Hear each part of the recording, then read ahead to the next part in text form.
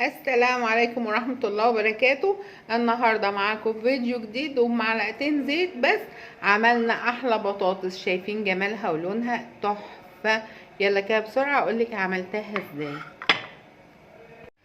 بسم الله الرحمن الرحيم.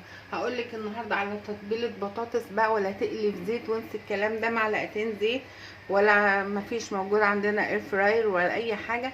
هقولك تعملها بطريقة تحفة جدا ونكهة جميلة جدا في الفرن.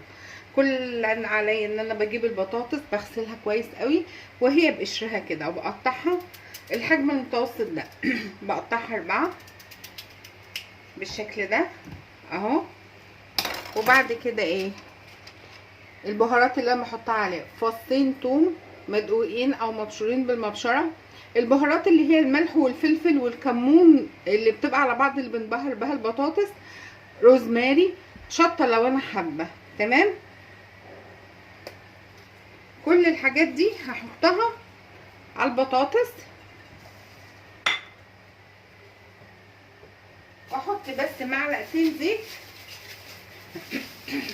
وادعكها كويس قوي. ادعكها في بعضها كده وادخلها، غطيها بورقه الزبده وورقه الفرن وادخلها على الفرن. بتبقى تحفه تحفه.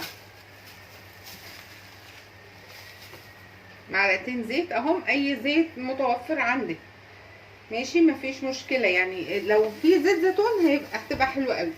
مفيش، انا ما عنديش، استعملت زيت عادي. نزل بس كل الثوم والبهارات دي، ادعكها كده فيها، خلي كل البهارات دخلت مع الثوم عشان دي بتدي نكهه حلوه قوي للبطاطس. ادعكها كويس قوي بالشكل ده،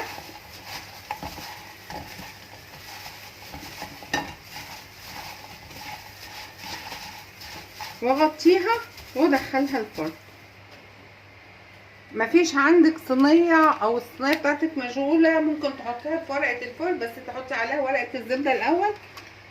هي ورقه الزبده بس اتبلت، كانت الترابيزه مبلوله، بس انا بحط ورقه الزبده عشان الفويل ما ينفعش ان انا احطه مباشر على الاكل بالشكل ده. وادخلها بقى الفرن على درجه حراره 200، ما بتاخدش وقت طويل لانها متغطيه كويس ومحكمه الغلق.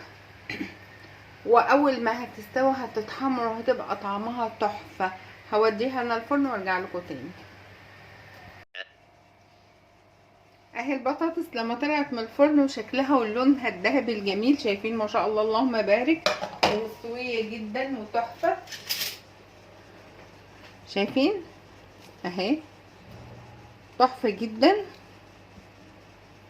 ومتبهره وطعمها رائع. اتمنى وصفتي دي تكون عجبتكم لايك وشير تفعيل الجرس عشان يوصلك كل جديد.